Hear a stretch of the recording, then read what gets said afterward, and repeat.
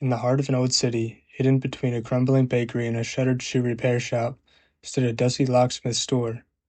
The signs above the door was so faded it was almost unreadable. E. Wren's Locks and Safes since 1927. People hardly noticed it anymore. Most walked right past without a second glance. But Wren didn't mind. He liked the quiet. Elliot Wren had been a locksmith for 46 years, inheriting the business from his father, who inherited it from his father. 3 generations of Wren men had manned that little store, cutting keys and cracking safes. There was no website, no online presence, just a brass bell over the door and a reputation whispered through the streets.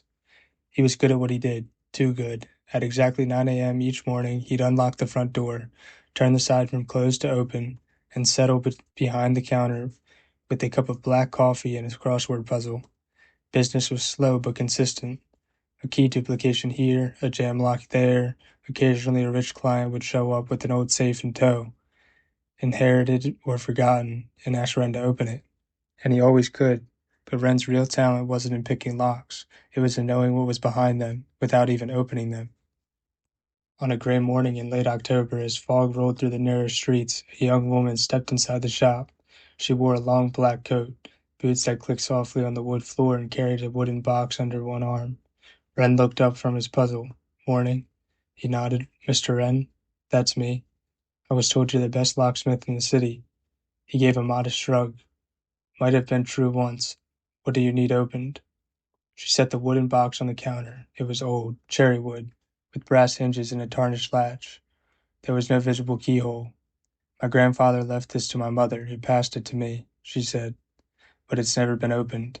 We don't even know if it's meant to be. No key, no instructions." Wren leaned in, adjusting his glasses. "May I?" She nodded. He turned the box in his hands. The craftsmanship was exquisite. Carved edges, tiny inlays of gold along the corners. It was heavy, heavier than it looked. "It's locked," she said again, but no one could figure out how. Wren didn't respond immediately. He held the box close to his ear and gave it the gentlest shake. Then he pressed his fingertips along the seams, the latch, and finally the base. He set it down. "This isn't just a lock," he said slowly. "It's a mechanism. Hidden inside, maybe magnetic or pressure-based. Can you open it?" "Eventually," he replied. "But that's not the real question." She blinked. "What is?" "Do you want it opened?" The woman stiffened. "Of course. Isn't that why I brought it here?" Wren nodded, but didn't reach for his tools. "What's your name?" "Claire." "Well, Claire, sometimes things are locked for a reason. Sometimes it's protection. Other times it's warnings." Claire's fingers tightened on the edge of the counter. "It belonged to my great-grandfather. He was a watchmaker, lived in Peru before the war. No one knows how the box ended up in my mother's attic." Wren gave her a long look. Then he did something unusual. He stood, walked to the front door, and flipped the sign back to closed. "I'll do it," he said quietly, "but you stay here." It took Wren 3 hours. He worked in silence, meticulously. Claire sat in the corner watching, her coat folded across her lap. She didn't speak. At one point, the light bulb above them flickered. Finally, with a soft metallic click, the box sprang open a half-inch. Wren didn't open it fully. He stepped back and gestured for Claire. She approached slowly, her breath caught in her throat. Inside the box was a leather pouch, a small envelope sealed with red wax, and a metal object that looked like a coin, but with unusual ridges and markings. Nothing like any currency she'd ever seen. She picked up the envelope first and broke the wax. It was a letter, handwritten, slanted ink, fragile paper. "To whom it may concern, if you are reading this, then I have failed to destroy the contents of this box before my death. What you hold is not treasure. It is not a puzzle or inheritance. It is a key, but not to any vault or safe. It is a key to something far older, something buried. My name is Alexander Novak. I was part of a group during the war, code breakers and watchmakers trained for special tasks. One of those tasks led us to a discovery beneath the city. We thought we could control it. We were wrong. If you are wise, you will return the contents to the earth. Do not use the key. Do not search for the door. Some locks are not meant to be opened. A.N." Claire read it twice, then slowly sat down, clutching the letter and shaking hands. "What is this?" she whispered. "What door?" Wren was staring at the coin like an object. It's not a key in the usual sense, he murmured. It's more like a token or a trigger. Claire stood. What does that mean? I don't know, Wren said honestly. But I've seen markings like this once before. He didn't elaborate. She stared at the object. Where? Wren finally looked at her. Below the city. There's a tunnel network, old sewers, shelters, catacombs. One part is sealed off. Locals call it the Holly Mile. My father warned me never to go near it. Said it was cursed. Claire's voice was barely a whisper. Do you believe that?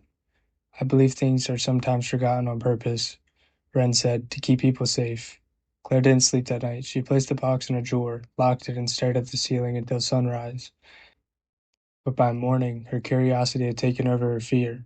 She went to the library. She dug through her city records, old war maps, and articles about the Hollow Mile. Most were vague. The area had been blocked off in the 1950s after a collapse. Rumors of gas leaks or rats or people who never came back. That night Claire packed a flashlight, gloves, and the key, and descended beneath the city. The entrance was behind an abandoned rail station, rusted metal and changed fences. Claire broke the lock with a rock and squeezed through. The air was cold and damp. Her flashlight flickered as she moved deeper into the tunnels. After 3 minutes she found a door. It was metal, wide, and flush against the wall like a vault. No handle, just a circular indentation the size of the key. Her fingers trembled. She placed the key into the groove. It fit. The door shuddered, then slowly opened. What lay behind was not a tunnel. It was a chamber, massive, circular, lined with strange etchings and shapes that pulsed faintly in the dark. At the center was a pedestal, and atop it, a second box. Claire stepped forward, heart pounding. She reached for it, and the door behind her slammed shut. The pedestal glowing red, and then she heard the whispering, not from speakers of machinery, from inside her head. You have found the gate, you have turned the key, and you will not leave unchanged. She woke up 2 days later on the floor of her apartment. The box was gone, the key was back in her hand. She couldn't remember what happened inside the chamber, but something had changed. She could hear things, feel things, like an extra sense, tuned to locks, secrets, and intentions. Doors whispered to her. Keys vibrated in her palm before she even tried them. She could walk past a building and know which window hadn't been latched. And then the dream started, of Alexei Novak, of tunnels under Prague, of something waiting in the dark. Claire returned to Wren's shop 3 days later. He looked up and froze. I know that look, she said grimly. You opened it. She nodded. You found the door? Another nod. What did it cost you? Claire's voice was hollow. I don't know yet. He exhaled slowly. Then it's begun. What is it? She asked. What did I find? Wren hesitated, then walked to the back room. When he returned, he held a dusty journal found in a cracked leather. My grandfather kept this, said it was nonsense, but I think you should read it. Claire opened to the first page. The locks of the deep are not made by man. They were found, then copied, then worshipped. And some keys open more than doors. They open the mind. Weeks passed. Claire didn't return from the chamber. She tried to forget it, but people started to come here.